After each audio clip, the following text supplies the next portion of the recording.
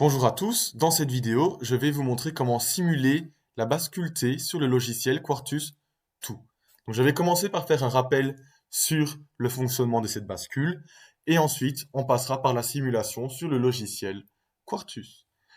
Donc commençons par le rappel. Ici, on a le symbole de la bascule T. Donc on voit qu'il y a deux entrées, l'entrée T et l'entrée pour la cloque. Et nous avons deux sorties, la sortie Q et la sortie Q note, qui est en fait simplement l'inverse de Q. Donc si Q vaut 0, Q note vaudra 1 et vice-versa. Donc je vais maintenant passer à la table de vérité.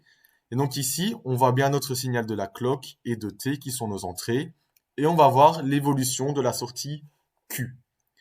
Donc, quand T vaut 0, à chaque front montant de la cloque, il n'y aura aucun changement de la sortie. Donc, si Q valait 0 avant la cloque, il vaudra toujours 0 après. Et s'il valait 1 avant, il vaudra toujours 1 après. Mais à l'inverse, si notre entrée T vaut 1, donc comme les deux cas ici, la sortie Q va changer d'état. Donc, si la sortie valait 0 avant le front montant, alors elle vaudra 1 après. Et si elle valait 1 avant le front montant, alors après le front, elle vaudra 0. Donc maintenant, on va passer à la pratique pour vérifier tout ça. Donc, j'ouvre ici le logiciel Quartus 2, mon projet LED Button, et je vais créer un nouveau fichier de type block diagram, comme ceci, et je fais OK. Et donc ici, nous allons pouvoir dessiner notre design.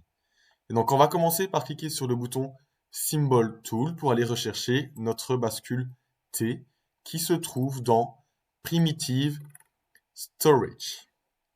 Et donc, la bascule T est en TFF. On clique sur OK et on la dépose ici sur notre fichier, notre tableau.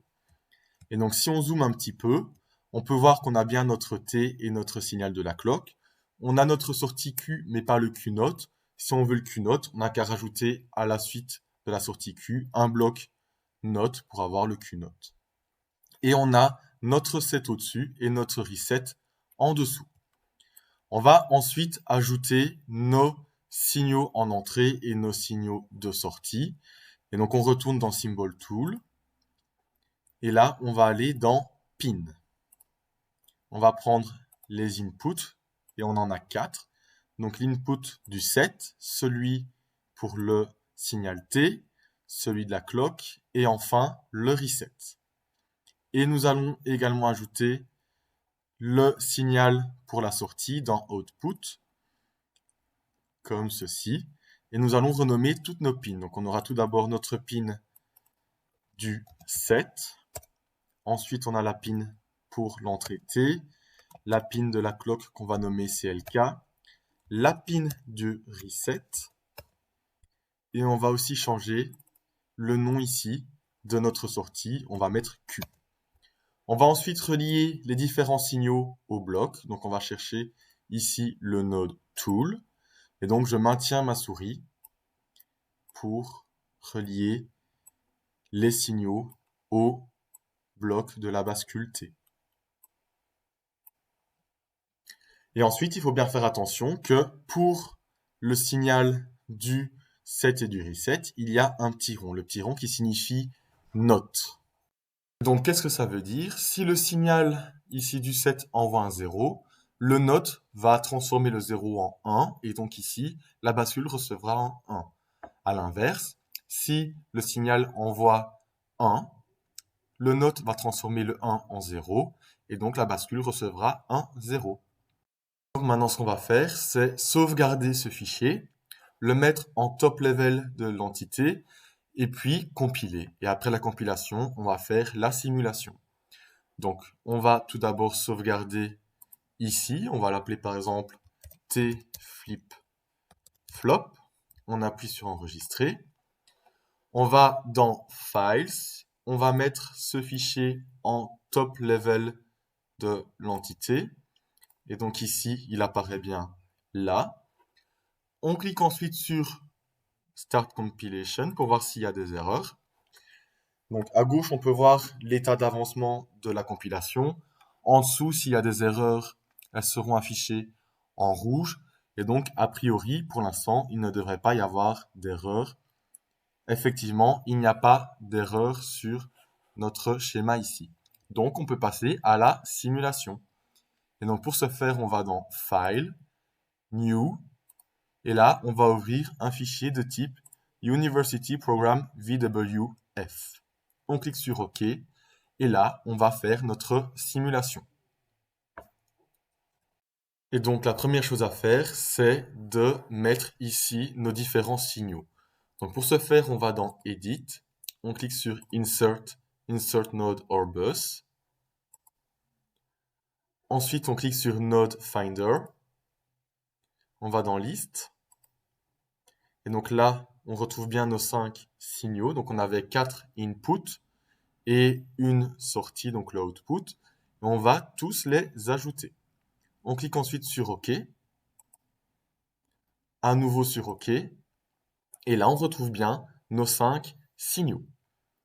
Alors ensuite, ce qu'on peut faire, c'est changer ici le temps de simulation si on le souhaite. Et donc là, on va dans Edit, on clique sur Set and Time, et on va mettre par exemple 2 nanosecondes, par exemple, 2 micros plutôt. Et donc ici, on a notre simulation qui va aller de 0 à 2 microsecondes. Ensuite, ce qu'on va faire, c'est d'imposer le signal de clock. Donc pour ce faire, on sélectionne le signal clock et on clique sur Overwrite Clock. Et donc on va mettre par exemple à 200 nanosecondes. On clique sur OK et là on voit notre signal de clock qui est bien modifié. Ensuite, on va mettre nos sets et nos resets à partir d'ici à la valeur de 1. Pourquoi on les met à 1? Parce qu'il y a le note juste à l'entrée de la bascule et donc le 1 devient un 0. Et ensuite, on va regarder le fonctionnement avec simplement le t. Donc si on met le t à 1 pendant tout ce temps-là, on le force à 1, on va voir que le signal en sortie Q va changer d'état à chaque front montant de clock. Donc on va cliquer sur Run Simulation. On enregistre ici le fichier. On va l'appeler par exemple t-waveform. On clique sur Enregistrer. Et donc là, la simulation se fait. Et on voit que le signal en sortie Q va changer à chaque front montant de la clock lorsque t vaut 1. Donc c'est-à-dire une fois ici, une fois là, une fois ici, une fois là et une dernière fois ici. On va maintenant regarder les effets du set et du reset. Donc on va mettre un set à 0 durant toute cette partie ici. Et on va mettre un reset à 0 durant toute cette partie-là. Alors tous les endroits où on les met à 0 ici, ils seront vus par la bascule à 1 à cause du note. Et donc on peut lancer à nouveau, on enregistre. Et on va voir ici l'état de notre sortie. Donc, ici, lorsqu'on met le set à 0, donc à 1 pour la bascule, comme on est déjà à 1 au niveau de la sortie, rien ne change. Par contre ici, tout à l'heure, lorsqu'on avait le front montant de la clock, la sortie Q avait changé d'état parce que le T était toujours à 1. Mais dans ce cas-ci, le set qui est à 0 ici et donc à 1 par la bascule, impose toujours un état haut de la sortie. Donc c'est pour ça qu'ici, on va rester à 1. Ensuite ici, on a le reset qui va passer de 1 à 0 ici, donc il sera vu par la bascule à 1. On va resetter la sortie Q.